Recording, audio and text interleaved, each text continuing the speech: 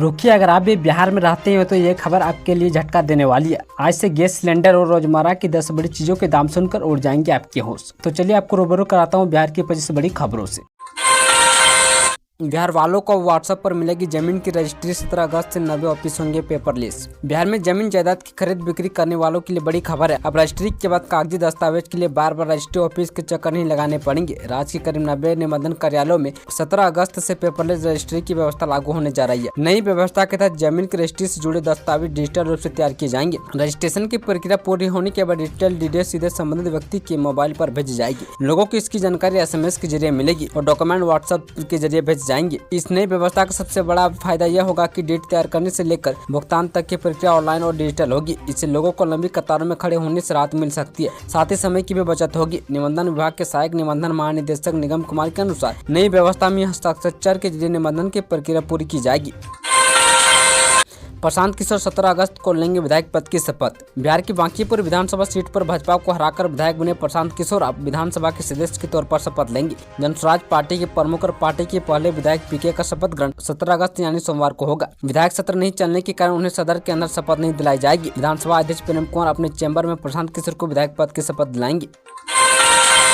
शराबबंदी को लेकर तेजस्वी यादव का सरकार पर तंज बोले, बिहार में मिल रही है ब्रांड की शराब। बिहार विधानसभा में नेता प्रतिपक्ष और RJD के कार्यकारी अध्यक्ष तेजस्वी यादव दिल्ली से पटना लौटे। पटना एयरपोर्ट पर उन्होंने कई मुद्दों पर सरकार को घेरा। शराबबंदी से लेकर पेपर लीक, छात्र आंदोलन और रोजगार तक पर उन्होंने सवाल उठाए। तेजस्वी यादव ने बिहार में लागू पूर्ण शराबबंदी कानून को पूरी तरह से फेल बताया। वहीं मद्य निषेध विभाग के मंत्री मदन साहनी कुछ दिन पहले ही साफ कर चुके कि सरकार शराबबंदी कानून में कोई बदलाव नहीं करने जा रही है। ऐसे में शराबबंदी को लेकर सत्ता पक्ष और विपक्ष के बीच टकराव बढ़ता दिख रहा है। तेजस्वी यादव ने कहा कि बिहार में शराबबंदी सिर्फ कागजों पर है। उन्होंने दावा किया कि राज्य में हर कंपनी और ब्रांड की शराब मिल रही है और शराब की होम डिलीवरी तक हो रही है। बिहार में अब नए पैटर्न से होगी शिक्षकों की बहाली। आखिर क्यों PT और मेंस दोनों की पड़ी जरूरत। बिहार में अब शिक्षक अभ्यर्थियों को भी सिविल सर्विसेज की परीक्षाओं की तरह तैयारी करनी पड़ेगी। शिक्षक भर्ती की परीक्षा के पैटर्न में बदलाव किया जा रहा है। ऐसे में अभ्यर्थियों को PT के बाद मेंस एग्जाम में पास करना होगा। साफ है कि शिक्षक भर्ती का खेल अब सिर्फ नंबरों का नहीं रहेगा। फर्क यह रहेगा कि सिविल सर्वेंट्स की PT, मेंस और इंटरव्यू पास करना होता है, लेकिन शिक्षक भर्ती में इंटरव्यू नहीं होगा। BPSC Tier 4 की परीक्षा से पहले पैटर्न में बदलाव को लेकर नया ऐलान कर दिया गया है। सवाल यह है कि आखिर आयोग को परीक्षा के 2 फेज की जरूरत क्यों महसूस हुई और क्या इससे सचमुच बेहतर शिक्षक सामने आएंगे। बिहार के लोगों के लिए खुशखबरी, घर पर सोलर पैनल लगवाने से पहले जान लीजिए स्कीम। बिहार में घरों का बिजली बिल कम करने के लिए सोलर पैनल लगाने पर जोर दिया जा रहा है। केंद्र की PM सूर्य घर योजना के तहत मिलने वाली सब्सिडी के साथ अब राज्य सरकार की ओर से भी आर्थिक मदद की दी जा रही है। ऐसे में घर की छत पर सोलर पैनल लगवाना पहले के मुकाबले काफी सस्ता पड़ सकता है। अगर कोई व्यक्ति अपने घर पर 3 किलोवाट का सोलर पैनल लगवाता है तो उसे अधिकतम 98,000 रुपए तक की सब्सिडी मिल सकती है। शिक्षा मंत्री मिथिलेश तिवारी का बड़ा ऐलान, Tier 4 में शामिल होने के लिए स्टेट पास करना जरूरी। गोपालगंज के 1 दिवसीय दौरे पर पहुंचे बिहार के शिक्षा मंत्री मिथिलेश तिवारी ने शिक्षक अभ्यर्थियों के लिए बड़ा ऐलान किया है। उन्होंने कहा कि राज्य शिक्षक पात्रता परीक्षा के लिए आवेदन की प्रक्रिया 17 अगस्त से शुरू होगी। सरकार की कोशिश है कि परीक्षा की प्रक्रिया समय पर पूरी कर अक्टूबर में रिजल्ट जारी कर दिया जाए। इससे स्टेट में सफल अभ्यर्थियों को आगामी Tier 4 शिक्षक भर्ती परीक्षा में शामिल होने का मौका मिल सकेगा। शिक्षा मंत्री ने कहा कि छात्र और अभ्यर्थी लगातार स्टेट जल्द कराने की मांग कर रहे थे। सरकार ने उनकी मांग को गंभीरता से लिया है और परीक्षा प्रक्रिया को समयबद्ध तरीके से पूरे करने का प्रयास किया जा रहा है।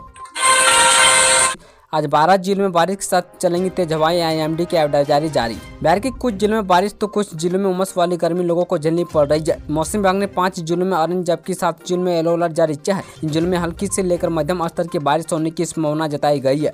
मौसम विभाग ने पूर्वी चंपारण, पश्चिमी चंपारण, गोपालगंज, सिवान और सारण में ऑरेंज अलर्ट जबकि शिवहर, सीतामढ़ी, मधुबनी, मुजफ्फरपुर, दरभंगा, वैशाली और समस्तीपुर में येलो अलर्ट जारी किया है। इस दौरान बिजली गिरने की संभावना भी जताई गई है, जिसे देखते हुए लोगों को पहले ही सावधानी बरतने की अपील की गई है। साथ ही 30 से 40 किलोमीटर प्रति घंटे की रफ्तार से हवा भी चल सकती है।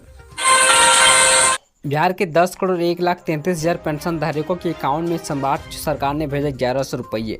बिहार में वृद्ध, विधवा और दिव्यांग पेंशन वाले लोगों के लिए अच्छी खबर है। राज्य सरकार हर महीने की 10 तारीख को बिहार पेंशन दिवस के तौर पर मना रही है। इसी व्यवस्था के तहत 10 अगस्त को 1 करोड़ 1,33,000 पेंशन धारकों के बैंक खातों में 1100 रुपये भेजेंगे। मुख्यमंत्री सम्राट चौधरी ने DBT के जरिए पेंशन की राशि सीधे लाभार्थियों के खाते में ट्रांसफर किया। बिहार सरकार ने पेंशन देने की व्यवस्था को अब हर महीने की तय तारीख से जोड़ दिया है। हर महीने की 10 तारीख को बिहार पेंशन दिवस के रूप में पेंशन की राशि जारी की जाती है, इसलिए पात्र लाभार्थियों के खाते में पेंशन की रकम भेजी गई।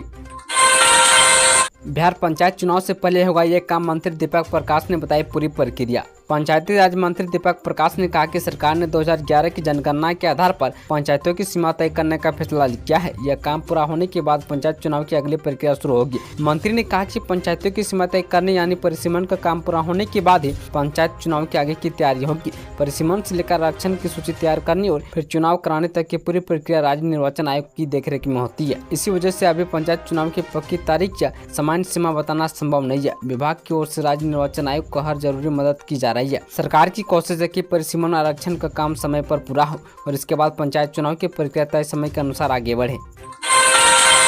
बिहार के 20 से ज्यादा जिलों में वज्रपात का येलो अलर्ट, अगले 72 घंटे रहे सावधान। बिहार के अलग अलग हिस्सों में अगले 3 दिनों के दौरान तेज हवा चलने के साथ वज्रपात, बारिश और मेघ गर्जन का येलो अलर्ट जारी किया गया है। दक्षिण पश्चिम और पूर्व जिलों में शुरुआती 2 दिनों में मौसम का असर दिखेगा। 12 और 13 अगस्त को उत्तर बिहार के लगभग सभी जिलों में मौसम का पैटर्न बदलने वाला है। सीमांचल के कुछ इलाकों में भारी बारिश की भी संभावना है। मौसम विभाग ने किसानों और आम लोगों को खराब मौसम के दौरान खुले में न जाने और सतर्कता बरतने की सलाह दी है। 11 अगस्त को मौसम विभाग के अनुसार राज्य के 2 मुख्य जिलों में येलो अलर्ट रहेगा। सुपौल, अररिया, किशनगंज, सहरसा, मधेपुरा, पूर्णिया और कटिहार में आकाश से बिजली और 30 से 40 किलोमीटर प्रति घंटे की रफ्तार से तेज हवाएं चलने का अनुमान है।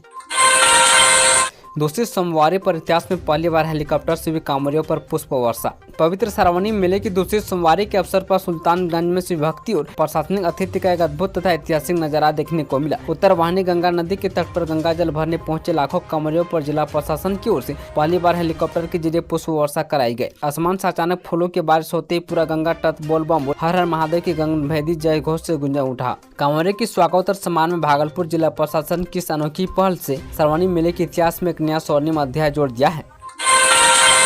बिहार में बिछे का उद्योगों का जाल, 4200 एकड़ से भी ज्यादा जमीन का होगा अधिग्रहण। बिहार में उद्योगों के लिए जमीन तैयार करने का काम तेज हो गया है। राज्य सरकार ने 24 जिलों में इंडस्ट्रियल एरिया विकसित करने के लिए बड़े पैमाने पर जमीन अधिग्रहण की प्रक्रिया शुरू कर दी है। इनमें 10 जिलों में प्रक्रिया काफी आगे बढ़ चुकी है। इन जिलों में 4200 एकड़ से अधिक जमीन उद्योगों के लिए जुटाई जाएगी। कहा जा रहा है कि आने वाले समय में इन जमीन पर सिर्फ इंडस्ट्रियल एरिया ही नहीं बल्कि नए कारोबार, निवेश और रोजगार के अवसर भी दिखाई दे सकते हैं। राजस्व एवं भूमि सुधार विभाग ने अधिसूचना भेजने के साथ कई जगहों पर सामाजिक प्रभाव का अध्ययन भी पूरा कर लिया है। जल्द नए रूप में दिखेगा सोनपुर ग्रीनफील्ड एयरपोर्ट और हरिनाथ कॉरिडोर बनेगा गेम चेंजर। बिहार के सोनपुर के लिए 2 परियोजनाएं बेहद खास मानी जा रही है। इन 2 परियोजनाओं से पूरे सोनपुर की सूरत बदल सकेगी। यहाँ ग्रीनफील्ड एयरपोर्ट और हरिनाथ कॉरिडोर बनाया जाना है जिससे इस पूरे इलाके का विकास हो सकेगा। आने वाले दिनों में सोनपुर नया पर्यटन क्षेत्र के रूप में डेवलप हो सकेगा। साथ ही आर्थिक स्थिति भी पहले से मजबूत हो सकेगी। जानकारी के मुताबिक मुख्यमंत्री सम्राट चौधरी की अध्यक्षता में सांसद राजीव प्रताप रूडी ने कई परियोजनाओं को लेकर चर्चा की। इसमें सोनपुर में बनने वाली ग्रीनफील्ड एयरपोर्ट और हरिहरनाथ कॉरिडोर के बेहद खास रहा। सोनपुर एयरपोर्ट को सोनपुर छपरा 4 लेन एनएच के उत्तर और गंडक नदी के पश्चिम एयरपोर्ट चंबर में बनाया जाएगा। बताया जा रहा है कि एयरपोर्ट दिल्ली, हैदराबाद, मुंबई और जेवर एयरपोर्ट के बाद 5वां सबसे बड़ा ग्रीनफील्ड एयरपोर्ट होगा।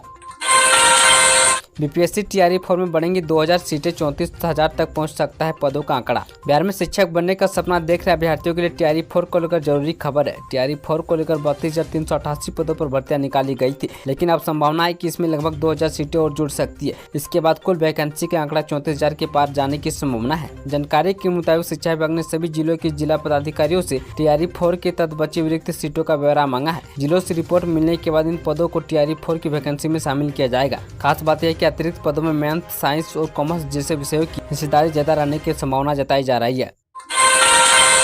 बिहार की 2 एनएच बनेंगे 4 लेन, 3200 करोड़ होंगे खर्च। उत्तर से दक्षिण बिहार और झारखंड तक बढ़ेंगी रोड कनेक्टिविटी। बिहार में रोड कनेक्टिविटी को बेहतर बनाने के लिए 2 एनएच परियोजनाओं पर काम किया जाएगा। इनमें मुजफ्फरपुर बरौनी एनएच 122 को 4 लेन करना, मुजफ्फरपुर ईस्टर्न बाईपास का निर्माण और एनएच 139 को नौबतपुर से झारखंड सीमा तक 4 लेन करना शामिल है। इन परियोजनाओं को मंजूरी मिलने के बाद उत्तर बिहार से दक्षिण बिहार और झारखंड तक आगमन आसान होने की उम्मीद है। पथ निर्माण मंत्री कुमार शैलेंद्र ने इन परियोजनाओं को लेकर केंद्र सड़क परिवहन एवं राजमार्ग मंत्री नितिन गडकरी से मंजूरी देने का अनुरोध किया है। मुजफ्फरपुर बरौनी एनएच 122 के करीब 102 किलोमीटर हिस्से को 4 लेन करने की योजना है।